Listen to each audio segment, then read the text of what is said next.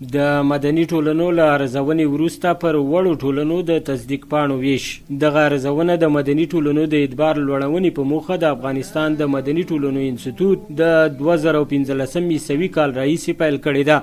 د مسؤلینو په خبره تر دا مهاله د کابو 100 مدني ټولنو ارزونه ترسره کړې ده چې له ډلې 52 مدني ټولنې پر دې توانېدلې چې د یاد انسټیټیوټ څخه تصدیق پاڼې ترلاسه کړي. د یاد انسټیټیوټ مسؤلین وایي مدني ټولنو د هیواد د بهبود په برخه کې مهم رول لوبولی او د حکومت د چارو د ښه ترسروي په پار یې د فشار د یوې وسیلې په توګه فعالیتونه ترسره کړي دي.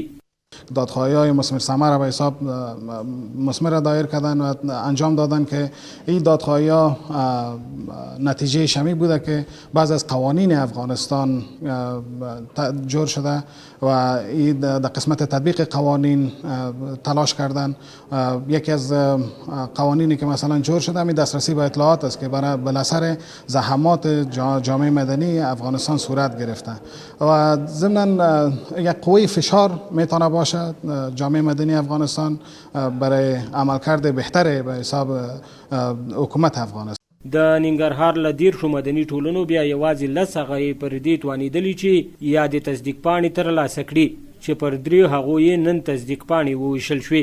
د بشري مرستو د پیاوړتیا موسسې اجرایوي رئیس اسدالله خالص وایي د دوی ټولنه د پوهنې د ځوانانو د فکري تنویر او په پوهنې ریاست کې د ښځو د حقونو په پار او یو شمېر نورو مدني فعالیتونو په ترسره کولو سره پر دې توانېدلي چې د یاد انسټیټیوټ په ارزونه کې بریالی شي.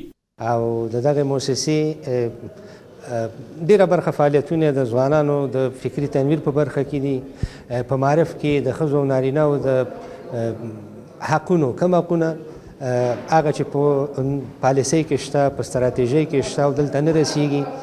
بالاخره سړی باید پوه شي چې ولې نه رسیږي. په پالیسۍ کې ستونزه باورونه دا دي که مدني ټولنه په ښه شان خپلې چارې پر مخ یوسي په هیواد کې د سمون او د بهبود په برخه کې مهم رول لوبولی شي چې فعالان یې بیا دا ډول ارزونه اغېزمنه او ګټوره بولي.